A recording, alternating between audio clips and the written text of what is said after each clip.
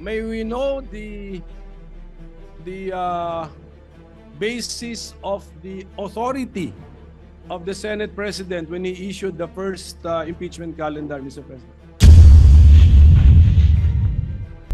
Senator Tolentino, briefly, Senator Pimentel. Mr. President, while I still have the floor, can I request for some information from the Senate President, especially regarding the impeachment calendar that is issued, because you issued the first impeachment calendar was issued by the Senate President when we were already on break. I mean, Mr. President, tama po yun, di ba? That is correct. So, Mr. President, may we know when His Honor issued the first legislative calendar, impeachment calendar, which fixed June 2 as the time for receiving the House prosecutors, may we know the basis of the authority of the Senate President when he issued the first impeachment calendar, Mr. President? Article 1 of the impeachment rules, which says that the Senate President can set the date for the presentation of the articles of impeachment. Mention was made specifically of the Senate President. And also we were on recess. So the Senate President at that time, Your Honor, issued a suggested calendar of activities. I was very clear when I stated that. Subject to plenary approval when we resume, because you were already on recess at that time. The second notice sent by this representation was made also while we were on recess. And I also stated that it was subject to plenary approval and or reversal, as the case may be, given the load that we need to take up after the LEDAC meeting. So, yes, Mr. President, I noticed that no one from the majority was complaining about the original or initial impeachment calendar issued by the Senate President. So we were all looking forward to the date where there should be some action on the impeachment, which is Yes. June 2. Supposedly, yes. Yes, supposed to be. Kaninang 4 o'clock yung the prosecutors from the House of Representatives should have appeared before us to read the articles of impeachment. But then this was changed. So from June 2, changed by the Senate President also, now it's June 11 at 4 p.m. So if the authority used to issue the original calendar was based on the fact that we were on break, now that we are not on break, could not have the Senate President waited for 3 p.m. and then we discussed moving the June 2 4 p.m. to June 11 4 p.m.? Because, Your Honor, notice had to be given to the House with respect to the proposed change in schedule. And we could not decide on moving it after the House members are already here in the Senate. That was the reason behind it. That was His Honor's judgment call, Mr. President. Yes, Mr. President. Yes, Your Honor. Just on another matter, Mr. President, yung appearance ba ng House prosecutors ay nasa Senate impeachment rules, or you just took this from American practice, Mr. President? It is not in the rules. That was lifted from American practice, because what was done before was that the majority leader, the Senate majority leader, was the one that read the articles of impeachment that was referred to the Committee on Rules that triggered the convening of the impeachment court. When we researched on it, we thought it was more proper, given that we should have no part in it, in the impeachment trial, in the prosecution of the impeachment case, that the prosecutors should themselves read the articles of impeachment, as is the practice in the United States, where we lifted most of our impeachment rules. So it's an innovation. But although, had we done it, hindi naman, I don't think it would be fatal or make the proceedings infirm. So it's just not, to use the term of the majority leader, textually required under the existing Senate impeachment rules. Hindi pa ba? No. What was required by our rules, if at all, was the referral of the impeachment complaint in plenary. because mere filing with the Secretary General does not often by itself operate as the receipt by the Senate in plenary, given that, as with any communication, it has to be referred in plenary, officially by the Senate as a body. Mr. President, Sige, Mr. President. Mr. President, with the permission, Senator Tolentino is recognized. Minority What is Leader. your pleasure, sir? would the loaded question of the good minority leader, if decoded, would mean that should the presentment be made before the Senate sitting as a plenary, or should the presentment be made before the Senate constituted as an impeachment court? Baka yun po yung tanong nyo.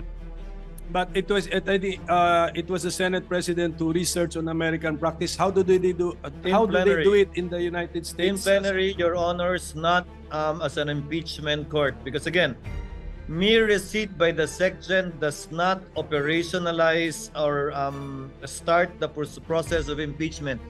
Any communication, and that is a communication from the House, must be referred by plenary to the appropriate committee for proper action. That in turn will now trigger, if at all, the convening of the impeachment court, where the regular processes would now be followed, such as the issuance of summons, etc., etc. May we know the rule, Mr. President, that it I'm should sorry? be? May we know what the specific rule is? That in the rules, or is that by practice or costumbre?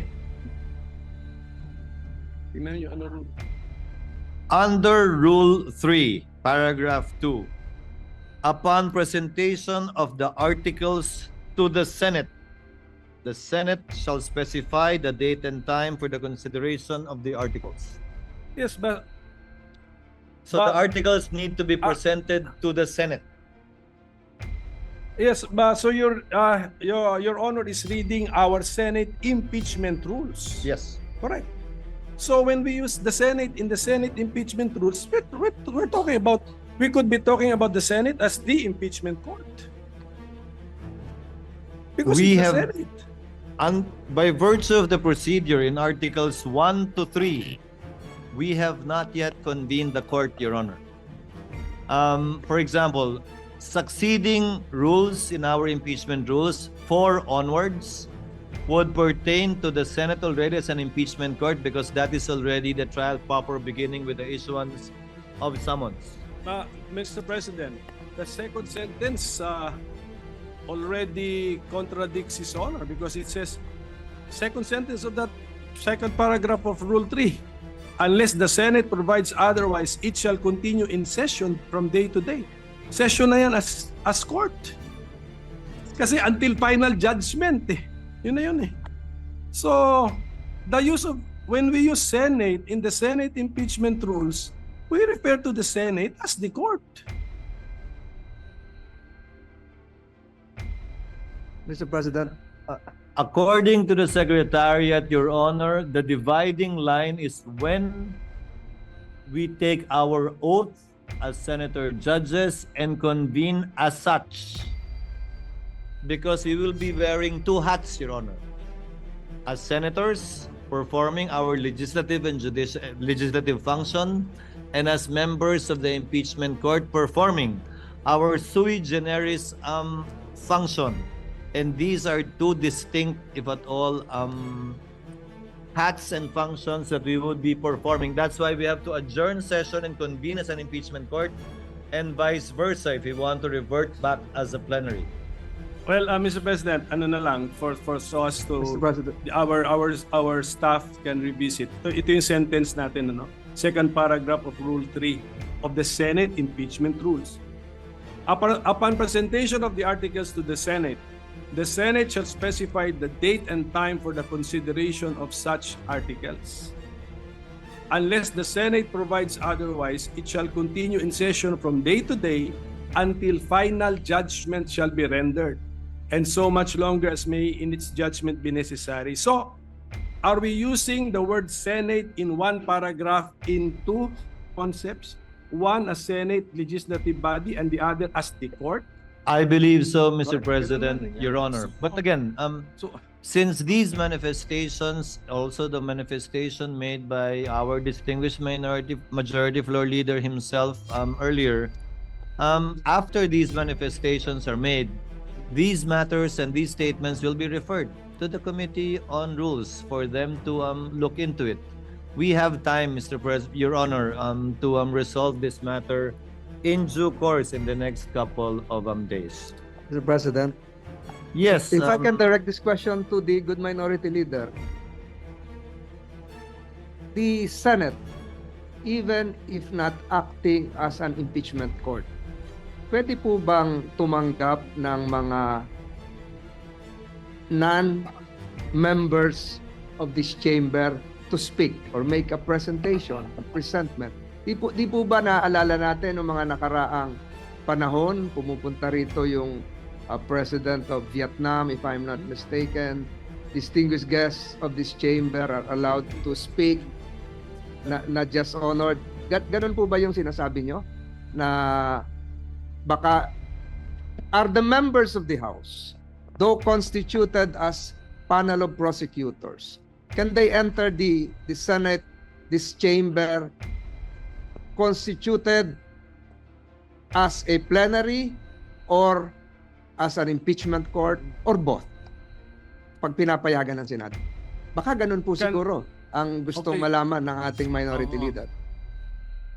Just for the information of the majority leader, yung appearance of the House prosecutors before the Senate kanina sanang 4 o'clock, June 2, appeared in the impeachment calendar prepared by the Senate President.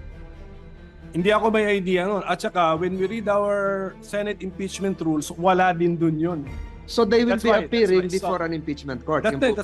that's why this is the request for information. Now, what did the Senate President have in mind when he scheduled this for June 2? And I think it's clearly, since 4 p.m. siya, it's clearly an appearance before Senate, Yes. the plenary session of the Senate. Again, the Yes. basis is U.S. practice. That is how they do it in the United States, where we lifted portions of our own impeachment rules. That's where it came from. Practice and precedents in the United States. And per our legislative rules, we can waive the rules so that we can allow suspend the non-members rules to allow speak. Di ba dito, recently nagsalita rin si former UN Secretary Korean, General. South Korean. The South Yes, Korean. yes, that's UN Secretary General. So That can be so we allowed. can do it. Yes, yes. Again, that can be allowed. Again, plenary action is necessary, and the plenary will decide on this matter. So just a few more requests for information, Mr. President. So, Mr. President, His Honor, around 4 days ago, sent notice that the June 2, 4 p.m. appearance of the House panel of prosecutors will be moved to June 11, 4 p.m. Yes. So, okay. Now, what is now the calendar that His Honor has in mind? Kasi dati meron kang June 2, 4 p.m. appearance, then June 3 morning, we convene the Senate as an impeachment court. So where is that? Where is this convening now? Where is it now when you move the appearance to June 11? Sabay na po, because by that time, by June 11, wala na rin po tayong hinahabol na kailangan i-second or i-approve kung meron man, ratification na lamang ng mga bicameral conference committee reports. And we will be doing both at the same time. If at all, the reading of the articles of impeachment, the referral to the Committee on Rules, the convening of the impeachment court, if at all again, the oath of the senator judges, if at all again, all that we can do as an impeachment court would be to issue summons. Yes, yes. Oh, Requiring the respondent to answer within 10 days. but were we sent notices na ganun ang mangyayari? I'm sorry? Were the senators sent notices or informed that after the appearance of the House panel of prosecutors, there's a possibility that we will convene as a para ready kami. Wala pa. Wala pa nga po. Kaya malapit na po yung June 11. Wala pa naman talaga eh. Kasi nung pinadala yung notice na yun, it was addressed, if you notice, it was addressed to the House that they will be presenting the articles of impeachment on that date. The notice insofar as the impeachment court itself is concerned, these discussions would be very helpful, Your Honor, because this will be part of how the Senate as a body will be deciding on what to do after the articles of impeachment shall have been read and presented before the body. Yes, but Mr. President, nung in-issue kasi ninyo yung impeachment calendar last February, at least you were that detailed na sinabi nyo na po yung convening of the impeachment court. Ngayon sana po, nung i-defer si June to appearance, sana pati po yung convening as an impeachment court, nasabi na rin when that is para may idea. Well, thank you for the opportunity to clarify. Since that is our last day, this representation has no intentions of actually convening the court, if at all, on another date other than the 11th, unless the Senate as an impeachment court provides otherwise. So we will be convening on that date, barring any unforeseen circumstances, barring any procedural motions that will be made and will be settled by the plenary at that time.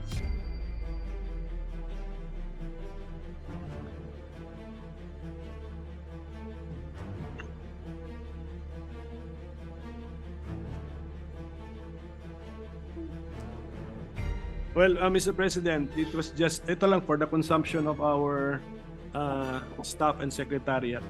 It was just pointed out to me that the rule that we mentioned earlier, second paragraph of Rule 3, yung first paragraph pala, it provides that nakapag-oath na. Nakapag-oath na ang member. So if that is now the dividing line, we have crossed the line. So, Senate na po ito as a court. So tingnan na lang po muli, Mr. President. Mr. President, Your Honor, the first paragraph refers to consideration of the articles of impeachment. The second paragraph, we were not part of the Senate that wrote these rules. The first paragraph, it mentions the word consideration. The second paragraph mentions the word presentation. In terms of time, presentation should come first before consideration, although as it appears in our rules, consideration was mentioned first in the first paragraph and before presentation in the second paragraph. But in terms of order, Your Honor, presentation should logically come first before consideration of the articles of impeachment. And then Where there is nothing to consider unless presented. And then in the next breath, it talks about the trial na. Yes, again, we had no part in writing these rules. Okay, I so would not yes, want to critique it as well because during those times perhaps this was apt and sufficient. So Mr. President, maybe now kasi ang media nagtatatanong sa akin, pinapa-speculate pa ako na just for the record, what is now the reason that His Honor has taken the initiative to reset the June 2 2025 4 p.m. appearance of the panel of prosecutors before the Senate plenary to June 11 4 p.m. What's the main letter reason? addressed to Speaker Martin, copy furnished to all of the senators as well as Vice President Sara Duterte. Given the meeting we had at LEDAC with His Honor's presence, several bills needed to be approved and taken up before we finally finish and wind up the 19th Congress. Meaning to say some bills need to be approved on second reading within the week today so that we can do third reading next week. Some bills have to be approved on third reading today and within this week so that bicameral conference committees can finalize and iron out the disagreeing provisions between the Senate and House versions so that we would still have time next week to either ratify these bicameral conference committee reports or still do third reading in compliance with the constitutional requirement of 3 readings on 3 separate days, at least 3 days after it's approved on second reading. So, sige, last question na lang, Mr. President. Per our rules or practice, how would we now react to the receipt of the articles of impeachment last February 5, 2025? How should the Senate as a legislative body in plenary session react to that receipt? In line with Article 1 of our impeachment rules, which makes mention of the authority and responsibility of the President of the Senate, that is why I set the schedule for the articles to be read in plenary, which in turn would trigger, if at all, the creation of the impeachment court. which, if at all, would now proceed with the issuance of summons for the respondent or defendant. Would not the impeachment complaint received last February 5, 2025 be included in the reference of business?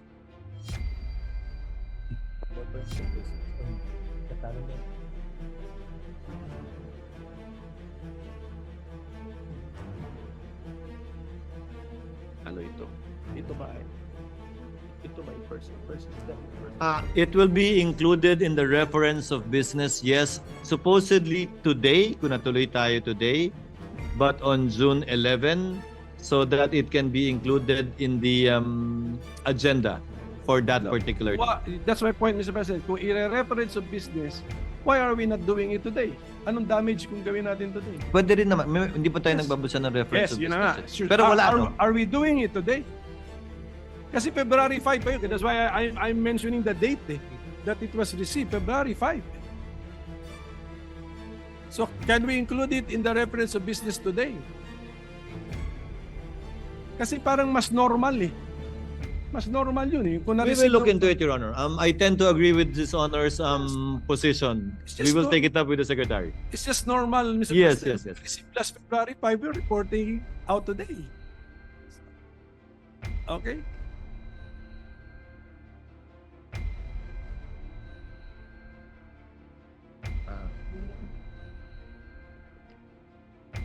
Off the record, they explained the reason behind it. But I tend to agree with Your Honor, and I'll ask the Secretary to consider it. Because in the past, as they said, it was the majority leader who read it, and not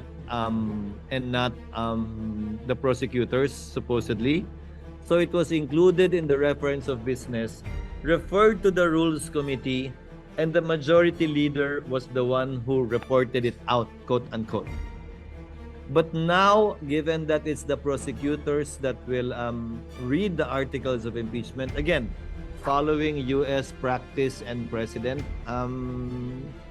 the Secretary thought it best that it'll be included in the agenda on that day because there is no referral to the Committee on Rules. But again, we will look into it and we will take the suggestion of the gentleman in light of the points he raised in connection with that. Because I believe there should have been also a letter accompanying the impeachment complaint. There must have been a cover letter from the House. So, parang ganon. So we can... Only by the section, not by the Speaker nor any member of the House. Yes. But is a letter from the SecGen also a communication from the House? It was a covering letter only. So I think this is just an opinion. I tend to agree, Your Honor. It's more natural that we report out if something happened last February 5, late evening of late in the session on February 5. Something happened, we report it out. So it's more natural if we report it out immediately, Mr. President. So I tend to agree, Your Honor. That's Again, my point, Mr. President. I will take it up with the committee secretary. So with that, Mr. President, I thank you for answering my questions. Thank you, Your Honor. I just wanted to request some information. Thank you, Mr. President. Thank you, Your Honor. What is the pleasure of the Honorable Antiveros? Salamat, Tabi, Mr. President. Gusto kong magdagdag ng point dun sa binanggit pareho ng majority leader, ng minority leader at pati ng Senate President. Yung references sa US practice and precedent. Kaugnay nung isa sa mga issue na pinag-usapan dito sa floor.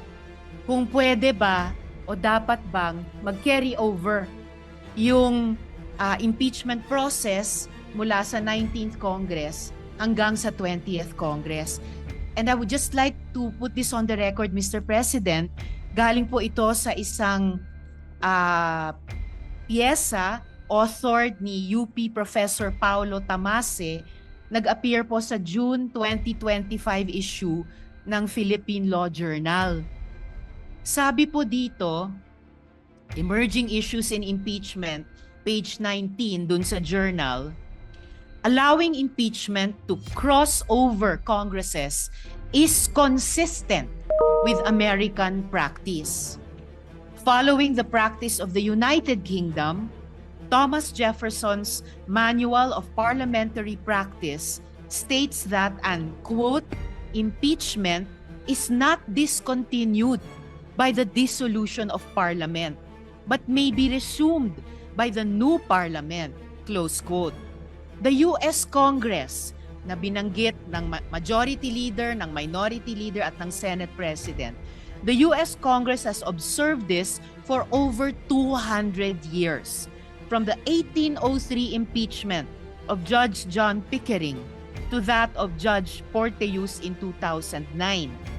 In Congress, impeachment proceedings are not discontinued by a recess. The following impeachment proceedings extended from one Congress to the next. 5 halimbawa, Mr. President, sa article na ito. Babangkitin ko lang yung pang-apat kasi yun pamilyar sa ating mga Pilipino. 4. The impeachment of President Clinton was presented to the Senate after the Senate had adjourned sine die. After, Mr. President, the Senate had adjourned sine die for the 105th Congress, and the Senate conducted the trial in the 106th Congress, Mr. President. So, for the record lamang po, dahil very, very pertinent sa binanggit ng Majority Leader, ng Minority Leader, at pati ng Senate President na following US practice and precedent. And with one very recent concrete example po dun sa impeachment ni US President Clinton. So I hope that we can consider this in our own decision-making, Mr. President, even after the rescheduled presentation by the House prosecutors to the Senate as an impeachment court on 11th June. Salamat tabi, Mr. President. Duly noted and entered into the records. Majority Floor Leader. Just to reiterate again, yung nabanggit ko po kanina nga, magkaiba yung sa Philippine Senate at US Senate kasi ang naiiwan sa US Senate tuwing mag-ieleksyon ay 67 senators, enough to constitute a quorum out of 100 senators and enough to convict or acquit. Sa atin po, 12 lang. Not enough to have a quorum of 13, more so a number of 16 to convict or acquit. But be that as it may, Mr. President, we have all the discussions done, and I think this would really be part not just of the discussions that whatever case would be elevated to the Supreme Court would eventually be decided in the near term. Mr. President, I seek a minute suspension, Mr. President. Session is suspended.